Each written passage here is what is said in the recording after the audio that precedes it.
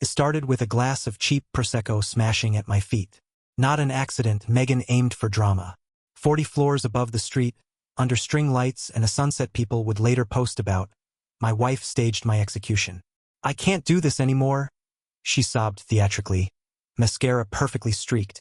Her sisters clapped like it was Broadway. "Tell them what you told me," one of them shouted. Megan sniffed, voice trembling just enough to sound authentic. "He's been lying to me for years. We're done." I opened my mouth, but nothing came. Around us, the other guests. A mix of colleagues, influencers, and random friends of friends.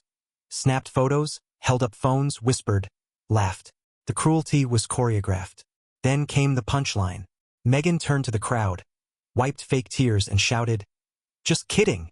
Prank." The room erupted in awkward laughter. People didn't know whether to look at her or at me. Someone yelled, "That's savage." Another said, "Oh my God, you're insane." She grinned and hugged me like a prop. Her sisters high-fived. Someone posted the clip before I'd even processed what happened. By the time I reached the balcony, the video had been liked thousands of times. Captioned, "Wife destroys husband with savage prank." I stared at the skyline while a stranger on the next table whispered, "Dude looks like he's dying." I didn't scream. I didn't cry. I just sipped the lukewarm Prosecco and felt something in me shut off like a breaker switch. The thing people don't understand about humiliation is that it isn't loud. It's silent. It's a door closing in your chest. In that moment, I understood that everything I'd built with her, our routines, our trust, the mortgage, the quiet Sunday nights, was gone. Not because she cheated or stole. Because she thought I was a prop. Because she thought the internet's applause was worth more than my dignity.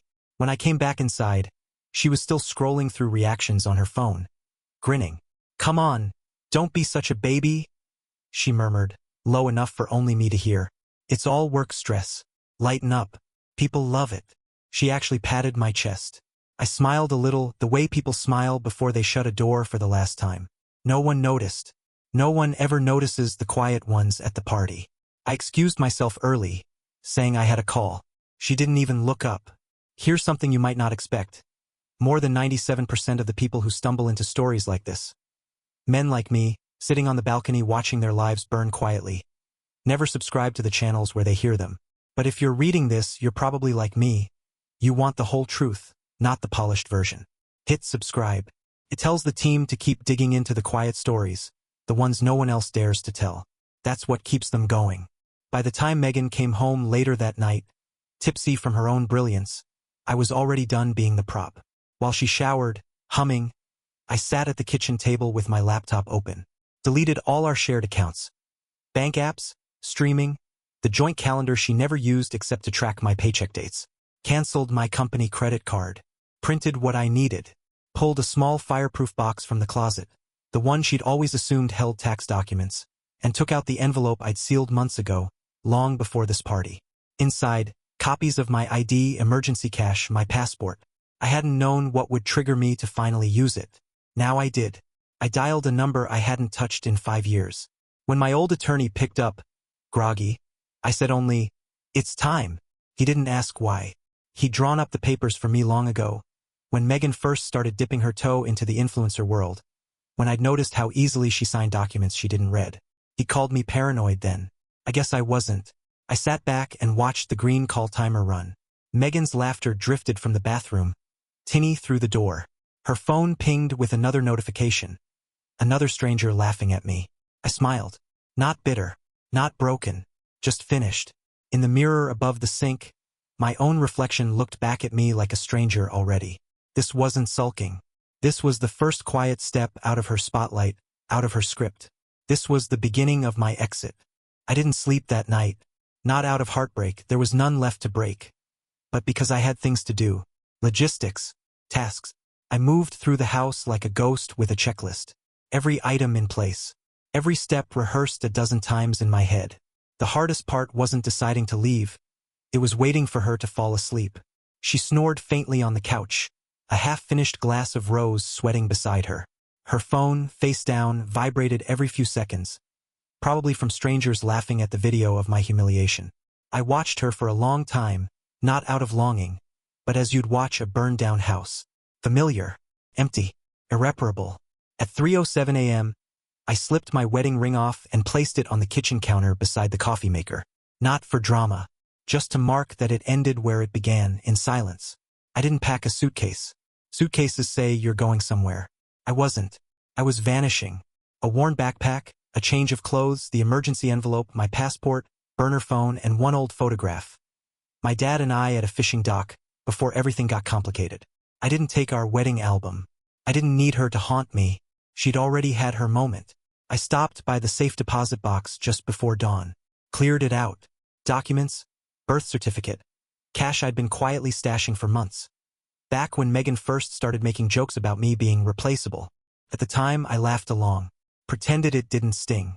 Now I saw it for what it was. The start of her story, the end of mine. My truck was parked 2 blocks down, engine already cold. I walked there slow, not sneaking, just untethered. It's funny what silence feels like when you finally claim it. Not peaceful, not tragic, just final. At a rest stop an hour out of town, I tossed my phone into a dumpster behind a locked maintenance shed. No data, no GPS, no signal. Just gone. I lit a match and watched the SIM card curl into ash on the pavement. I'd left no note, no explanations, no breadcrumbs. Megan would wake up and assume I was sulking, maybe punishing her for the prank. She'd pout, maybe text me something sarcastic. Still mad? Drama queen. But by noon, she'd realize I wasn't playing her game anymore. You see, I'd been preparing for this for years. Not because I wanted to leave her. I loved her once. That was the problem. I loved her in ways she found boring. Practical. Too steady for her world of ring lights and clout. She didn't want a partner. She wanted a mirror that always said, "You're perfect." But mirrors break. I'd already rerouted mail, canceled subscriptions, set up a new bank under a new name. The only thing left behind was noise. Credit cards, social accounts, the life she curated for the world. The me she'd presented online wasn't me anymore. Maybe never was. At sunrise, I pulled over to watch the sky burn gold over a flat horizon. Somewhere behind me, Megan would be waking up to cold coffee and an empty bed. Maybe she'd call my phone. Maybe she'd curse when it went straight to voicemail. She'd assume I was sulking. She had no idea that the man who walked out that door wasn't broken. He was free. People think leaving is loud. Slammed doors, suitcases, screaming matches. But real exits are quiet. The kind that happen between heartbeats, between blinks. By the time the sun hit the dashboard, I wasn't her husband anymore. I was nobody, and nobody can't be followed. At first, Megan treated my absence like a punchline. The morning after I vanished, she woke up alone and posted a selfie in bed with the caption, "He's still mad. LOL. Sensitive much." Her followers laughed along. Heart emojis, clapping gifs. "Men are such babies," one wrote. "He'll be back when he runs out of socks," another said. By noon, she posted a storytime video, her sitting cross-legged on our bed, hairstyled just messy enough to be authentic. "Okay, so, I might have gone a little far with the prank," she said, fake guilty grin plastered on her face. "But come on, it was harmless. We do stuff like this all the time." She pouted. "He's just dramatic. He'll get over it." She didn't notice, at first, that the comment section had started to rot. "Wait, this was real? You humiliated your husband in public for likes? Girl, this isn't funny." He looked destroyed. "Where is he though? This doesn't feel right." The tone shifted. Her fans weren't amused anymore. Some unsubscribed. Others tagged each other with one-word replies. Divorce. Abuse. Narcissist. Megan doubled down. She posted throwback photos, vacations, date nights, birthday parties, as if reminding the world and herself that we were fine. "He just needs space," she wrote, as if she knew where I was. "You know how guys get." But by day 3, her eyes started darting more in videos. Her energy slipped. She'd go live, then suddenly end it mid-sentence. The silence behind her smile grew louder. It was the police call that cracked her confidence. She was filming a sponsored makeup tutorial when the doorbell rang. 2 officers stood there, one holding a clipboard. "Mrs. Callahan?" She adjusted her robe. Yeah. Your husband hasn't been seen in over 72 hours. You filed a missing persons report." She blinked. "No. I mean, he's just upset. He's dramatic. He hasn't used his cards. His phone's off. No one's heard from him." She tried to laugh. He's probably camping. Or pouting in some hotel with room service. He's like that. The officer didn't smile. Do you have any reason to believe he might harm himself? That one hit. Not because she believed it, but because, for the first time, the world wasn't buying her narrative. After they left, she called everyone. My friends. My co-workers. My barber. Her mother. No one had seen me. My LinkedIn was deactivated. My email bounced. Even the HR department at my old firm told her politely, he resigned last quarter. She tried logging into our joint apps, bank, Netflix, even the grocery store rewards account. All gone. She searched for flight records, police reports, shelters. Nothing. Her voice in new posts changed. No more pouting. She started talking about mental health and how we never know what someone's going through. She cried softly on camera, dabbing her eyes with a tissue, trying to look concerned. But the internet didn't bite. They remembered the prank. The wine glass. My face. She's only scared now that it's public. She thought he was a prop. Girl, he left. One video surfaced, taken by a party guest the night of the prank. It showed Megan winking at the camera right before she launched into her fake breakup speech. That wink burned her fake concern to ash. By the end of the week, one of her brand deals quietly paused their campaign. Another deleted her from their page. She posted less and less. She looked more tired. The comments weren't cruel. They were worse. They were silent. Because it wasn't outrage anymore. It was recognition. They saw the truth. The woman who once lived for attention was now drowning in its absence. And still, no one had seen me. No messages. No trace. Because it wasn't a sulk. It was a disappearance. And Megan was starting to understand. Not everyone who walks away is lost. Some walk away on purpose. When Megan hired the private investigator, it wasn't out of concern. It was out of panic. Not the kind of panic people feel when they think someone's hurt. No, this was image panic. The "oh God, what will people think" kind. The "I need to control the narrative before it devours me" kind. Because that's what her life had become, narrative management. She wasn't grieving a husband. She was hemorrhaging followers. The PI's name was Colin Beck. Ex-cop, bald, wore cheap suits, still drove a Crown Vic like it gave him credibility.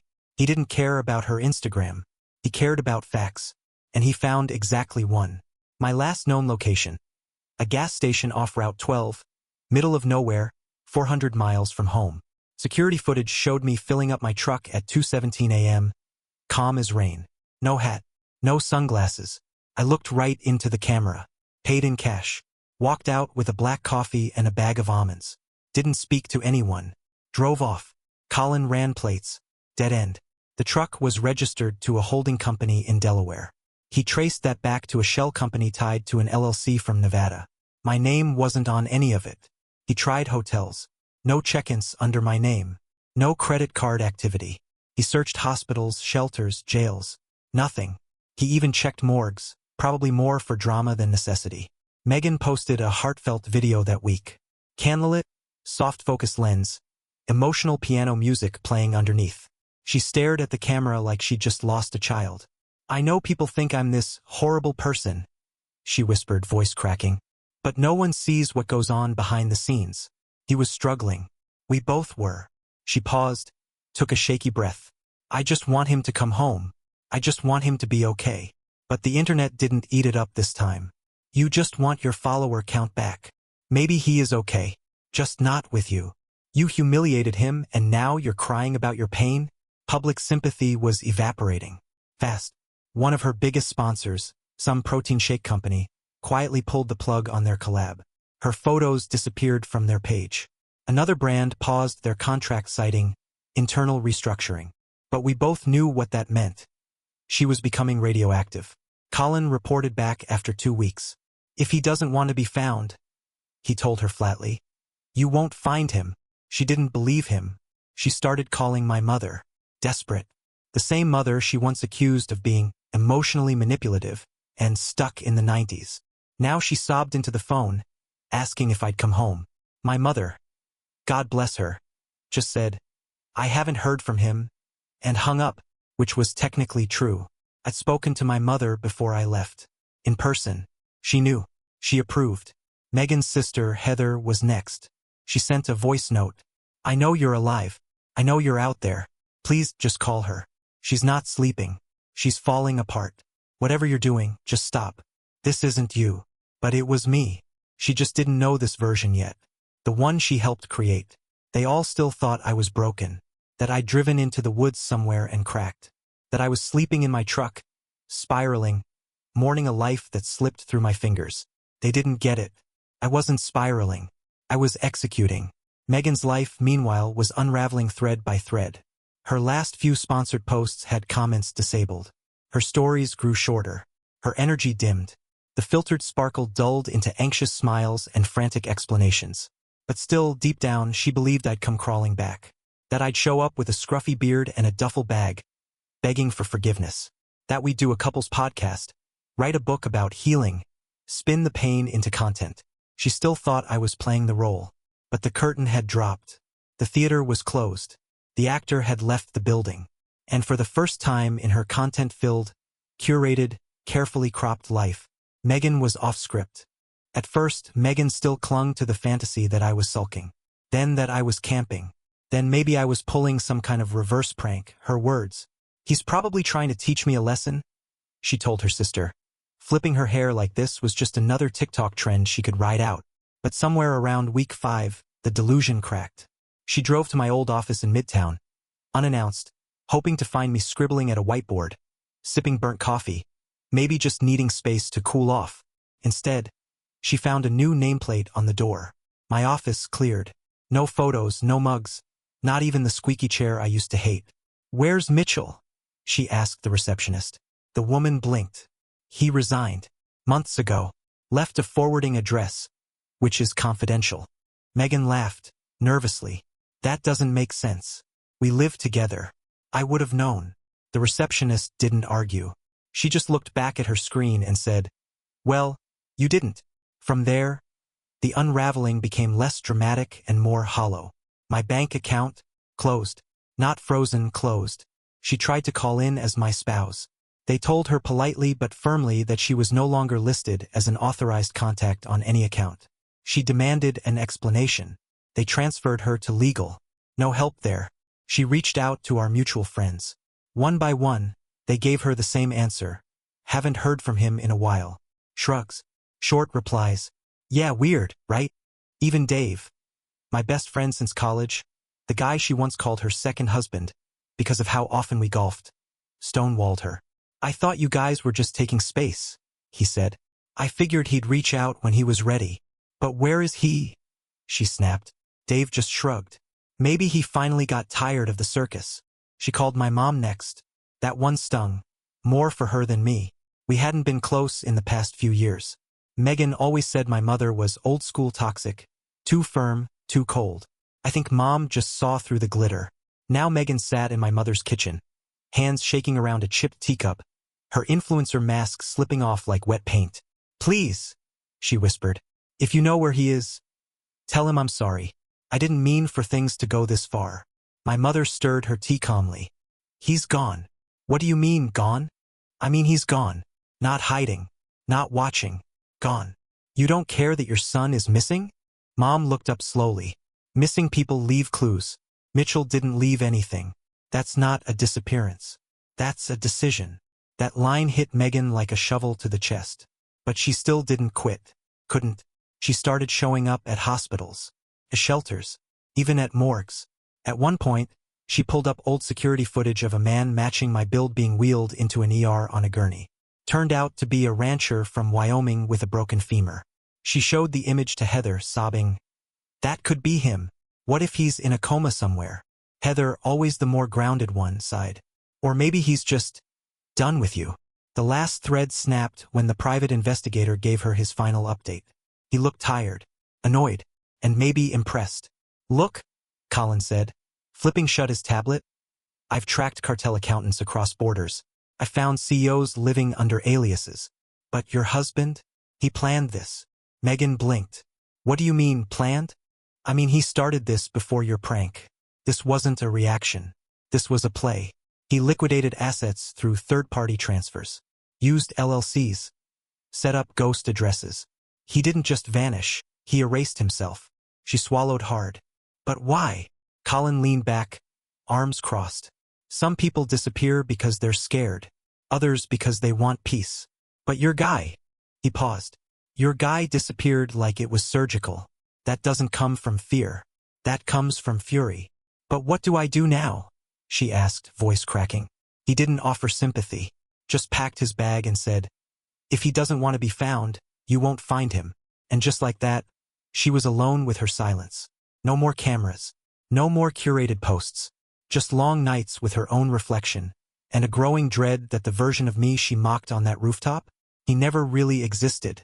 The man she humiliated had died with that champagne glass. What rose in his place didn't want revenge. He wanted distance. And he got it. 3 years is a long time when you're trying to forget someone who won't let you. By the time Megan stumbled across that magazine, she looked like a faded version of herself. Not aged, just dimmed. The highlighter she used to sweep across her cheekbones no longer glowed. Her followers had dropped by more than half. The brand collabs never recovered. Even the podcast she launched, Healing Through Hurt, barely cracked 1,000 plays an episode before quietly fizzling out. She'd reinvented herself twice since I vanished. First as a wellness advocate, posting quotes about holding space and letting go of toxic masculinity. That flopped. Then as a grief influencer, she filmed teary car confessionals about loving someone who lost themselves. People didn't buy it. Too scripted. Too self-serving. So there she was, in a bookstore on a rainy Thursday, hoping for something to distract her. She wandered to the outdoor living section, flipped past a few pages on RV life, solar cooking, some bearded guy tying fly fishing knots, then froze. Page 72. Bottom corner. A full-color photo, slightly grainy but clear. A man, mid-lift, hauling wooden beams across a muddy clearing. Shirt sleeves rolled. Gloves on. Eyes focused. He wasn't smiling. He looked real, weathered, and familiar. The article headline, Rebuilding Lives. The quiet volunteers behind Montana's forgotten veterans. Megan's throat dried up. She blinked, looked again. The man's beard was grayer than she remembered. The body leaner, the jaw sharper. Time had stripped away the softness. The laugh lines were gone, replaced by something harder, more deliberate. But it was me. She whispered, "No, impossible." A woman behind her said, "Excuse me." Megan didn't hear. She stared at that photo like it might blink. Her fingers trembled as she turned the page.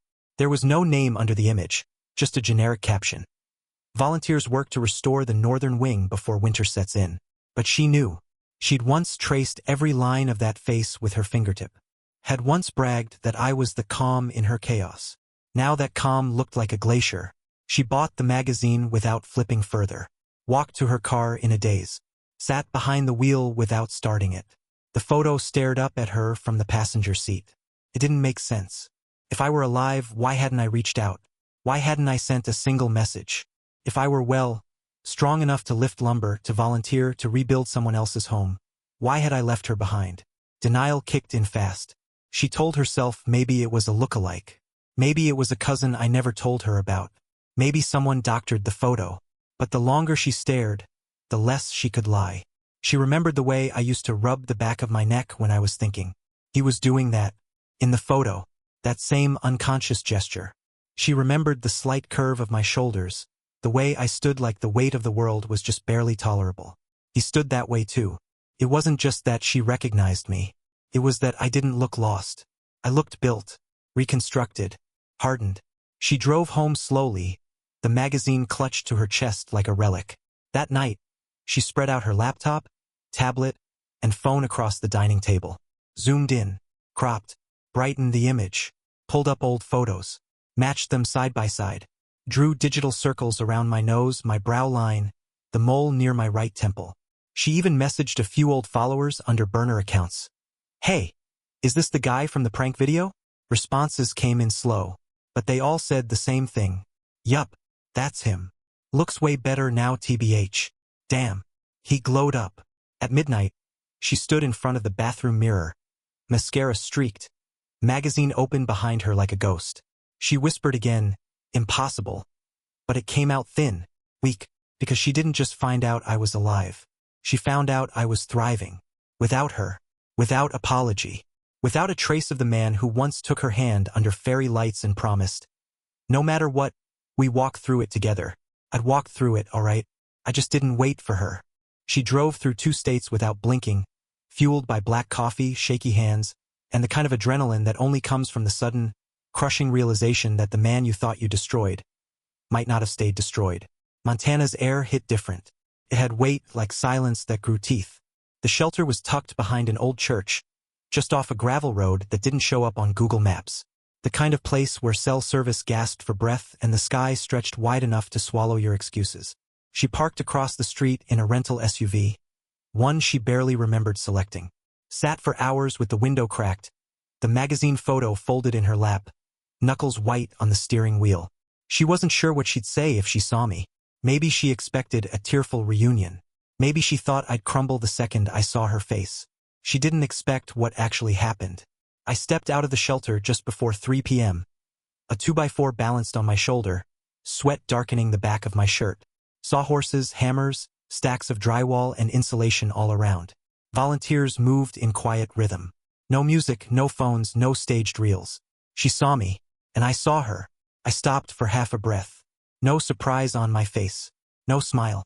Just stillness. Like I'd seen a deer walk into the middle of a construction site. Then I kept walking. She flung open her door, stumbled across the street, almost twisted her ankle on the gravel. "Mitchell," she called out. Her voice cracked in a way she didn't expect. I didn't answer. She chased me to the edge of the lot, breath catching. "Mitchell, please wait. Just wait." I turned slowly. It was the first time she'd seen me up close in 3 years. The beard was real now, not the lazy weekend stubble she used to complain about. My eyes were sharper, jaw more angular, shoulders squared. Not angry, just resolved. She looked like she'd seen a ghost. Her voice dropped to a whisper. "How'd you survive?" The wind caught a piece of plastic wrap nearby, flapping against the chain-link fence like an applause nobody wanted. I studied her, this woman who used to plan Instagram captions like they were Pulitzer entries, who once staged our vacation photos with ring lights in the sand. Her mascara was smudged, her shirt wrinkled, hair pinned back in a hurry. No filter, no plan, no audience. "Survive," I said quietly. "You taught me." She flinched. That was the moment it landed. The understanding that the man standing in front of her wasn't a victim crawling out of trauma. I wasn't broken. I was forged. Every cruel smirk, every public joke, every time she called me boring or too sensitive or emotionally flat. Each one had stacked like bricks, and she had laid the foundation for the man who now looked at her with no trace of the boy she'd mocked. Her lips trembled. I thought. You thought I'd come back." My tone didn't rise. No rage. No volume. Just gravity. "You thought silence meant collapse." She opened her mouth. Nothing came out. Behind me, someone called, "Hey, Mitchell. We need a second pair of hands over here." I didn't break eye contact. "Give me 5. Megan blinked hard, desperate to reset the moment. "Can we talk?" "We are." "No, really talk." I nodded. "I'll give you one conversation. One. No cameras. No pity. Not here." She nodded fast, like a child being offered mercy. "Tonight," I said. "Diner off Route 9. Ask for booth 6. Then I turned and walked away. Not hurried, not hesitant. Just done. She stood there, arms limp at her sides, watching the man she didn't recognize, but built with her own hands, walk back toward the shelter. The sound of hammers resumed. Her empire had crumbled years ago. Now she realized. The only thing still standing was me. And I didn't owe her a damn thing. The diner was the kind of place where the booths were cracked, the coffee burned your throat, and the jukebox hadn't worked since the Reagan administration. Which is exactly why I picked it. Nothing filtered. Nothing curated. Megan walked in just before 8 p.m., clutching her purse like it held the last pieces of her old life. She wore jeans and a sweater that still had the faint shimmer of something expensive, like she couldn't quite let go of the brand names even if the brands had long let go of her. Her makeup was minimal, her expression somewhere between contrition and calculation. She spotted me at the back booth and hesitated when she saw who was sitting next to me. John Henley, 62, wore corduroy jackets year-round. My attorney, and the only man who knew where I'd been the last 3 years. He sipped diner coffee like it was scotch and didn't even glance up when she sat down across from us. "Who is he?" she asked. "My attorney," I said. "You remember him?" She blinked. "We haven't spoken in 5 years," Henley said. But you signed every document I ever sent. With a heart above the I. If I recall correctly. Her eyes flickered. Why is he here? Because I don't trust you, I said, blunt. And because you're not here for closure. You're here for answers. She opened her mouth to protest, but stopped. I watched her swallow that instinct to perform. She knew better now. Or at least she was trying to act like she did. Henley pulled a small folder from his bag and slid it across the table. You want the truth? It's in here. She hesitated, then opened it. Her face shifted in micro-expressions. Curiosity, confusion, disbelief, then panic. This says, you dissolved our accounts 6 months before the prank? She said. Correct, I replied. You remember the finance app you deleted from your phone because it looked ugly? I moved everything out through that app. Quietly. Over weeks. She looked at Henley. This isn't legal. Henley raised a brow. It is. Very legal. You signed a clause, Section 14, Paragraph C, stating that any jointly held assets could be converted to trust-held assets with consent of both parties or written notice served digitally. I emailed you twice. You clicked agree both times. That was for the vacation home remodel, she snapped. No, I said. You assumed it was. You didn't read it. You were filming a haul video while I explained it. Her hands trembled. So what, you took everything? To punish me? Henley leaned in, steepling his fingers. Not to punish, to protect. Mitchell had concerns. About your spending, your career pivot, your increasingly performative choices. He didn't act out of spite. He acted out of self-preservation. You could have talked to me, she whispered. I almost laughed. You don't talk. You broadcast.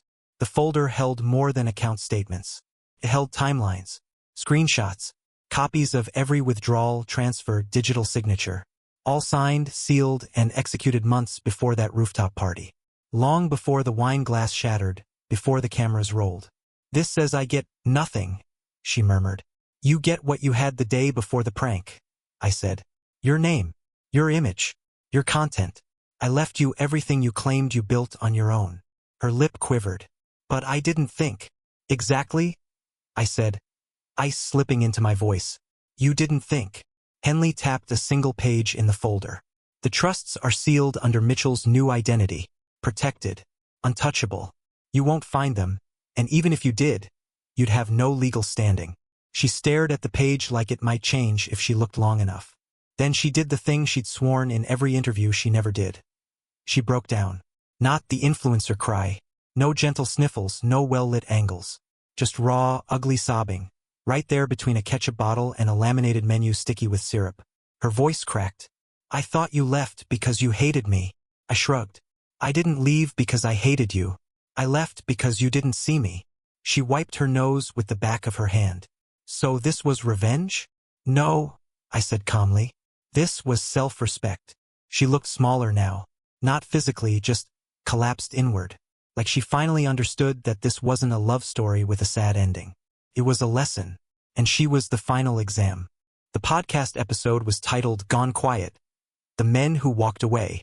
It started like all the others in the series, anonymous interviews, hushed tones, statistics on male depression, a few montages of stories that slipped through the cracks. But this one hit different, because this one had my voice. Not my name, not my photo, just the steady, even cadence of someone who'd lived through humiliation, disappeared, and reassembled himself from the inside out. The host, a journalist named Arya Boone, had found a breadcrumb. A tip from a listener who remembered that guy from the prank video who vanished. She tracked down some old threads, cross-referenced timestamps, noticed the Montana photo in the magazine. She reached out via a P.O. box email I kept for legal redundancy. I didn't say yes right away, but when I did, it wasn't because I wanted revenge. I was done with that. I did it because I knew there were thousands of men like me.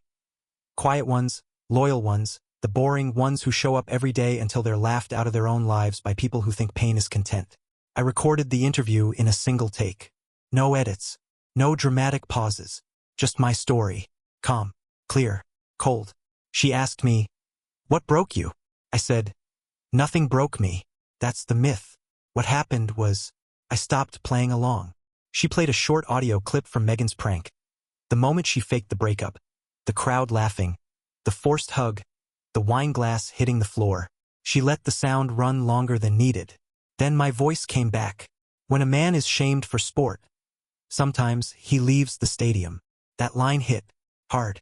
Within hours of release, the episode cracked the top 10 on streaming. By morning, it hit number 3. Reddit lit up. TikTok duets started rolling in. Some people lip-syncing my lines, others dissecting the psychology.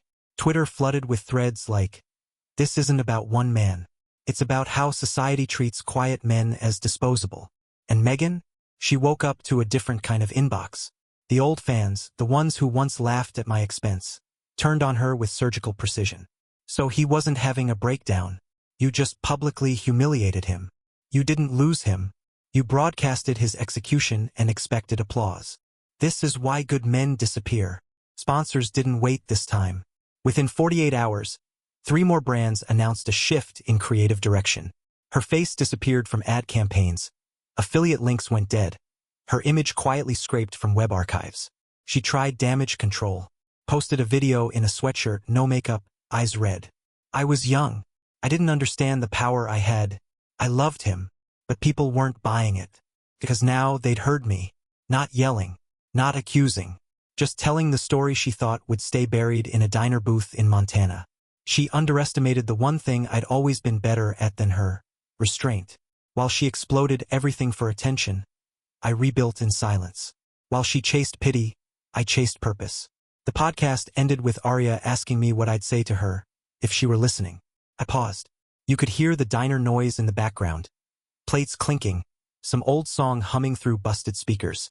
Then I said, "I'd say thank you," a beat, because the man you humiliated was soft. The man who walked away, he's steel now. Then the episode faded to silence. That silence said more than any monologue ever could. Megan heard it. She felt it. Because for once, the world wasn't watching her. It was listening to me. It was a gray morning when she came back. No filter. No entourage. No performative tears rehearsed in front of a ring light. Just Megan. Shoulders hunched in a thrift store coat, standing at the edge of the gravel lot, outside the shelter like a child who'd wandered too far and realized there was no one coming to get her. I was sanding a doorframe. The rhythm of it, the grain against palm, was oddly meditative. I didn't look up when I heard her footsteps crunch across the dirt. I knew it was her by the way everything around her tensed up. The birds quieted. The air stiffened. Even the wind paused. She stopped about 10 feet away and didn't speak at first. Just stood there watching me, like she was trying to memorize the outline of someone she used to own but never understood. Her voice came out raw. "I'm not here for content." I kept sanding. "I didn't bring a camera. I didn't tell anyone. I just needed to see you." I paused, wiped the wood dust from my hands, then turned to face her. She looked older than I remembered, not because of time but because of truth. The lies she'd built her world on had collapsed, and the wreckage showed in her posture. Her eyes, the way her hands clutched each other like they were trying to hold her together. "How did you survive it all?" she whispered. That was the question, wasn't it? Not just where I'd gone or why, but how I hadn't come apart. How I hadn't disappeared into the bottle or the mountains or some tragic news headline like they all assumed I would. How I'd come out colder, harder, cleaner. I looked her over, slowly. Not with contempt. Not even pity. Just clarity. "You ended," I said. She blinked. Her lips parted. 2 words. That was all. And it was enough. She went pale, the kind of pale that drains you when you realize the house fire was your own match. Her knees buckled, and she dropped right there on the cold earth like gravity finally caught up with her. Sobbing, not for me, but for the version of herself she couldn't put back together. There were no speeches. No final embraces. No soft focus endings. I didn't kneel down or comfort her. I didn't offer closure wrapped in a bow. I just turned, picked up my sanding block, walked back toward the doorframe and ran my palm over the grain. Behind me, the woman who once turned my pain into performance curled into herself, sobbing into the dirt. And the man she thought would fall apart, kept building.